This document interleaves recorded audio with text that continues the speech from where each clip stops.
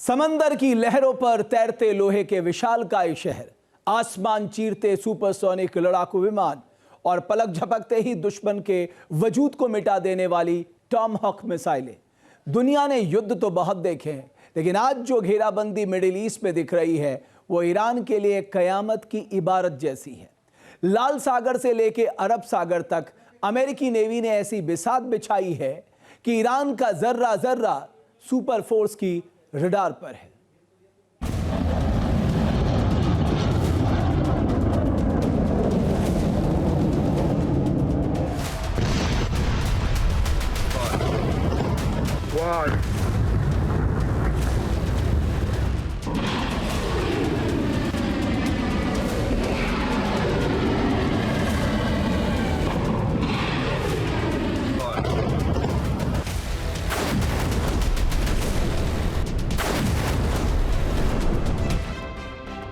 की लहरों से उठा तूफान, अमेरिकी नेवी से घिर गया ईरान। हर तरफ युद्धपोतों की गर्जना, मिसाइलों से थर-थर कांपा दुश्मन।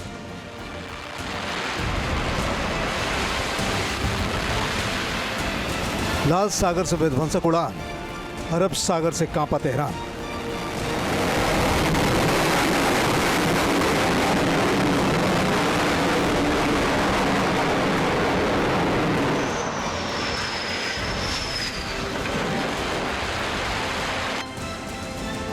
ये सिर्फ जहाज नहीं, ये तैरते हुए सैन्य अड्डे हैं। जब अमेरिकी नेवी का एक सुपर करियर अपनी जगह से हिलता है तो ईरान की धड़कनें तेज हो जाती हैं।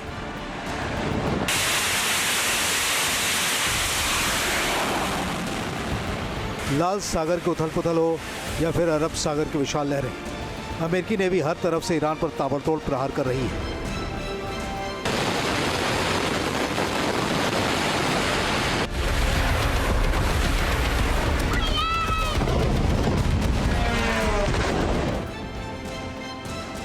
अरब सागर की लहरों पर तैरता ये महायोद्धा यूएसएस अब्राहम लिंकन है, जो इस वक्त दुनिया के सबसे घातक हवाई हमलों का सेंटर पॉइंट बन चुका है। अब्राहम लिंकन के डेक से करियर एयर विंग 9 के सुपर हार्नेट्स ने ईरान की घेराबंदी शुरू कर दी है। ऑपरेशन एपिक फ्यूरी को मजबूती दे रहा 5वीं पीढ़ी का सबसे शक्तिशाली लड़ाकू विमान F-35C लाइटनिंग II, जो अपनी स्टील्थ तकनीक से दुश्मन के रडार को चकमा देने में माहिर है।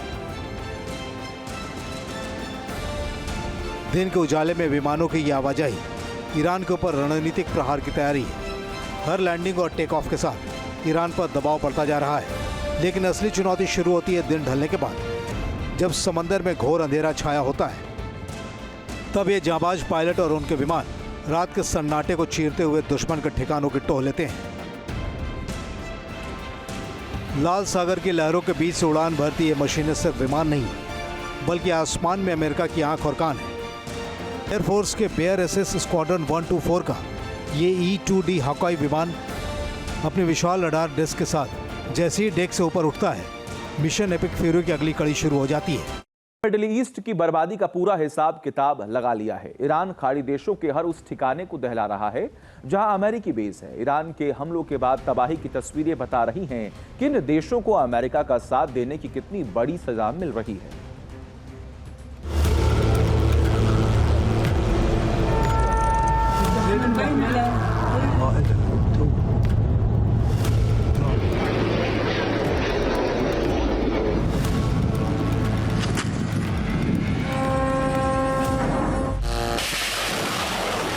ईरान गुस्से में उबल रहा है, खाड़ी बार बार दहल रहा है। बहरीन में अमेरिकी नेवी का शिकार,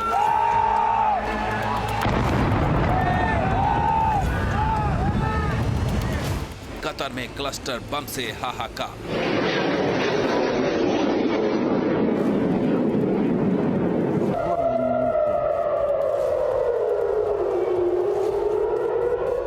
कुवैत में तेल सप्लाई चेन पर प्रहार,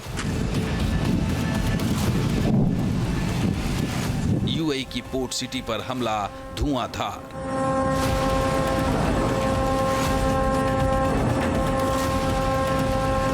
ईरान रणनीतिक और चरणबद्ध तरीके से खाड़ी देशों को अमेरिका का सहयोगी होने की सजा दे रहा है। सटीक अटैक करने वाले ड्रोन और डिफेंस सिस्टम को चकमा देने वाली मिसाइलों की बदौलत ईरान ने मिडिल ईस्ट में वो हालात पैदा कर दिए हैं जिसके बारे में दुनिया ने कभी कल्पना नहीं की थी।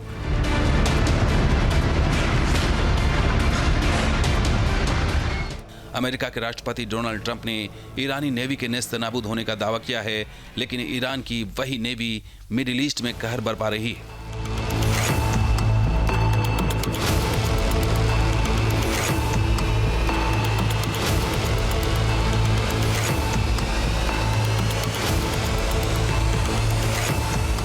इन तस्वीरों को देखकर अमेरिका और यूएई के होश उड़े हुए हैं। ईरान अल दफरा एयरबेस को हमले के तकरीबन हर लहर में टारगेट कर रहा है। धुएं का उठता गुबार अमेरिकी सैन्य अड्डे की तबाही की निशानी है।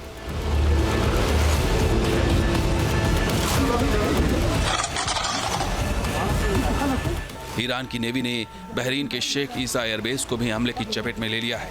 दक्षिणी बहरीन में फारस की खाड़ी के पास मौजूद यह एयरबेस बेहद अहम है। शेख ईसा एयरबेस मनामा में अमेरिकी नेवी की 5th फ्लीट और होर्मुज स्ट्रेट की सुरक्षा तंत्र का हिस्सा है।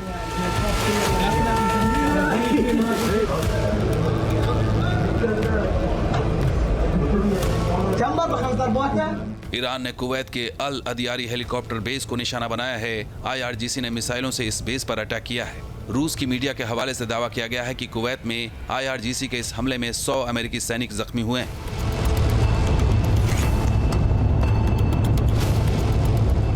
IRGC के हमलों का निशाना खाड़ी देशों की जमीन पर मौजूद हर एक अमेरिकी सैन्य ठिकाना है, लेकिन अटैक की पिछली 3 लहर में ईरान ने अमेरिका के साथ खड़े देशों के भी जो मिलिट्री इंफ्रास्ट्रक्चर हैं उन्हें जमींदोज कर रहा है।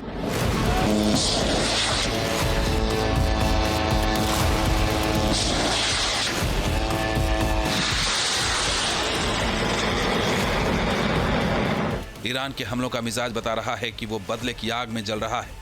IRGC ने 12वीं लहर में इराक के हरीर बेस, कुवैत के आरिफ जान और अली अल सलेम बेस को टारगेट किया है।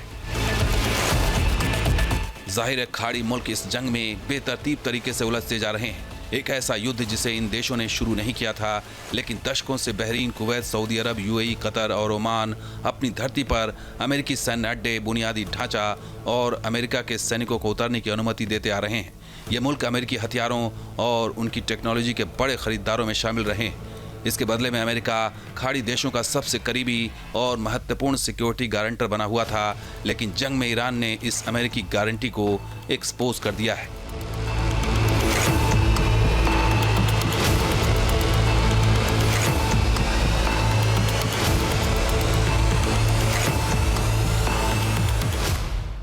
ईरान की मिसाइलों का कहर जॉर्डन की धरती और उसके आसमान से भी बरस रहा है।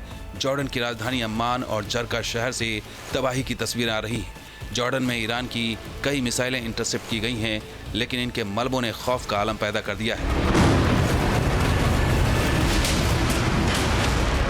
दरअसल IRGC ने कहा है कि हमलों के जरिए मिडिल ईस्ट के किसी भी हिस्से में मौजूद अमेरिकी सैन्य ठिकानों और रडार सिस्टम को सटीक ड्रोन की जद में ले लिया गया है। UAE के अल दफरा और कुवैत अल दियारी के अलावा बहरीन में अमेरिकी नेवी के 5वें बेड़े का मुख्यालय जुफैर कई बार निशाने पर आ चुका है।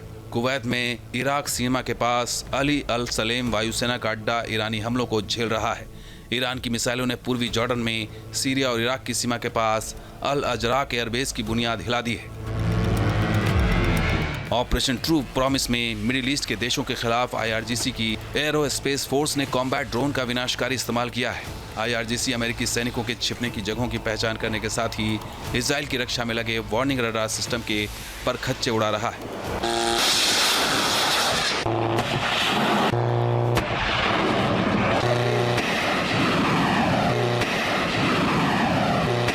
मिडिल ईस्ट में सिर्फ IRGC ही नहीं बल्कि ईरान ने अपने प्रॉक्सी को भी खुली छूट दे दी है। अमेरिका के सैन्य बेस के खिलाफ इस्लामिक रेजिस्टेंस फोर्स ने प्रिसीजन ड्रोन से हमले किए हैं।